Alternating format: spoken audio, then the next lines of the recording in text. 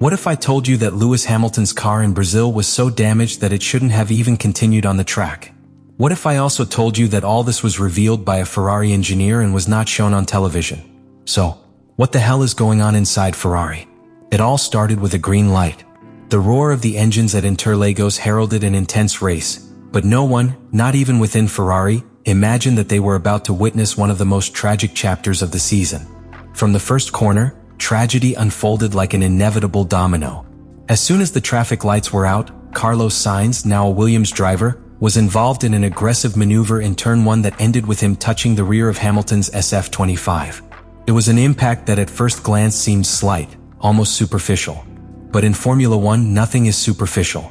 Everything counts. Every millimeter of damage can mean a loss of seconds. And in this case, it was just the beginning. The situation became even more dramatic in a matter of seconds. Coming out of the corner and up the hill onto the main straight, Hamilton saw an opportunity.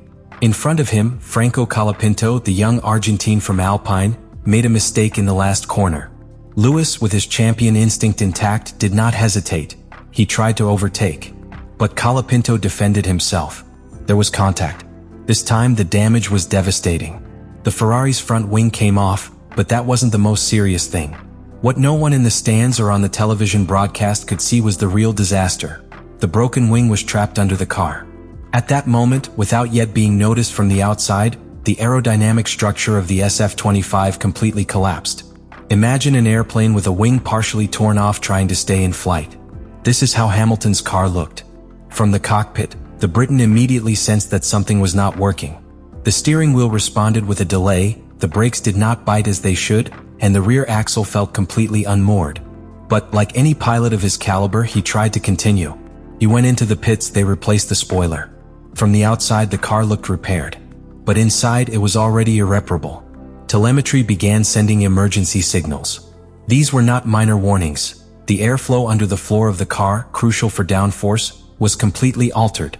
The diffuser, designed to channel air and create stability, was no longer working. The SF25 platform had lost its essential functionality. The car was still on the track, but it was a shadow of what it should be. And no one at Ferrari dared to stop him. Instead of making a drastic decision such as removing the car immediately, it was decided to let it run. Because that is the question that reveals the true core of the internal chaos at Ferrari. Was it pride?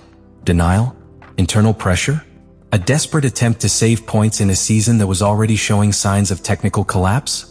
Whatever the reason, it was a decision that defined the Brazilian Grand Prix for Ferrari, and not exactly in positive terms.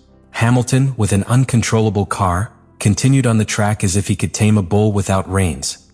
And that's not only a testament to his talent, but also a reflection of the level of disconnect that exists between the pit wall and the actual car data. Because while the sensors were shouting that the SF25 was not in a position to compete, the order from the wall was to continue. This act not only represents the beginning of Brazil's technical disaster, but also the symbol of a culture that has not yet been eradicated in Maranello, the culture of silence, of moving forward, even if everything is collapsing. The paddock was in a strange post-race silence. While the headlines focused on the winners, something very different was happening inside the Ferrari box. The atmosphere was dense, heavy. The technicians who normally focus on disassembling and analyzing the car after the race found an anomaly so large that they could not even begin the usual protocol. There was something about the SF25 that just didn't fit. It was then that one of the track engineers, a direct witness of the data that came in minute by minute during the race, decided to speak. Not before cameras, nor on social networks, but in the inner circle, where truths are discussed without filters.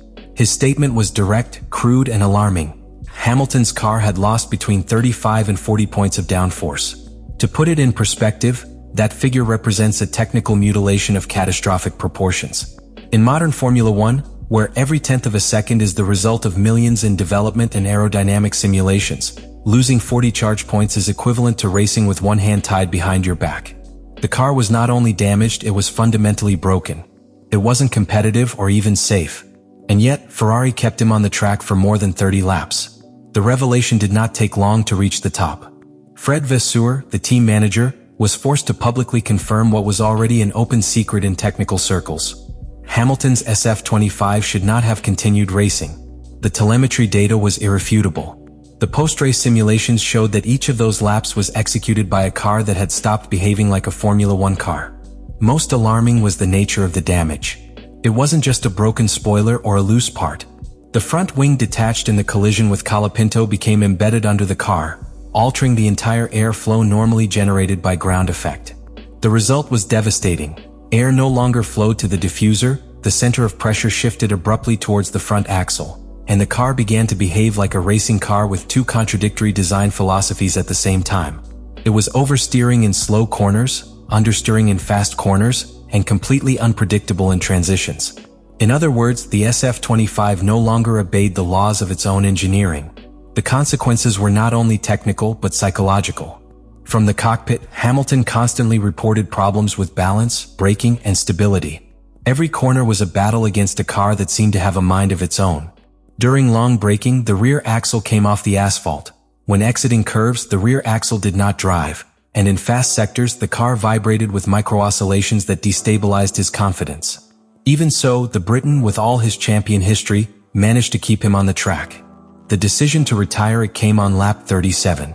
Officially, Ferrari claimed it was to preserve the engine. But internally, they already knew that continuing was technical and sporting nonsense. The car had lost half a second per lap since the incident, an unacceptable figure in any competitive context. The last straw was that, even with that collapsed performance, Hamilton still remained in points positions. A paradox that says a lot about the driver, and even more than the team is willing to allow, even in the midst of chaos. This act, more than a simple chapter in the race in Brazil, represents a turning point for Ferrari. Because for the first time this season, someone within the team dared to break the silence. And when that happens in Maranello, it is because the foundations are already shaking. What happened in Brazil was simply the boiling point. But Ferrari's real crisis began much earlier. It was not caused by a piloting error or by a specific strategy decision. It was the inevitable result of a compromised design philosophy, poorly understood regulations, and an internal structure that continues to carry vices that have not been eliminated since its last major transformation, more than a decade ago. In this context, Brazil was the visible symptom of a much deeper evil.